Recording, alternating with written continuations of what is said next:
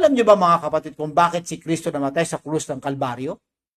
Dahil hindi niya tayo basta-basta pwedeng patawarin na walang katarungan. Ang bunga ng kasalanan ay kamatayan. Wala namang pwedeng mamatay. Kahit sino magpakamatay sa atin, 1,000, 2,000 magpakamatay para sa kasalanan natin, walang pwede. Dahil walang saysay ang ating ang ating offering ng dugo dahil makasalanan din tayo. Justice ng Lord iba. Mga kapatid. Alam nyo, kaya nakikita ko dito, ang Diyos talaga napakabanal. Kasi ganito po, bakit ang Diyos hindi agad makapagpatawad?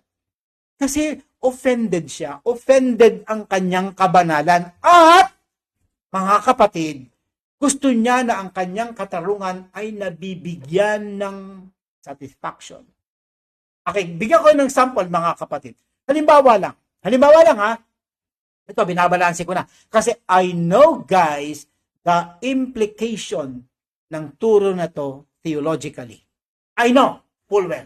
I know, mga kapatid, ang implikasyon nitong tinuturo kong ito. Baka kasi, kasi ito po mga kapatid, may mga tao kasi na ang tingin nila sa Diyos, puro galit. Walang pag-ibig. Yung iba naman, ang tingin nila sa Diyos, puro pag-ibig, wala namang galit. Sandali, binabalanse natin. Dapat pareho nating makita. And that is my point for tonight.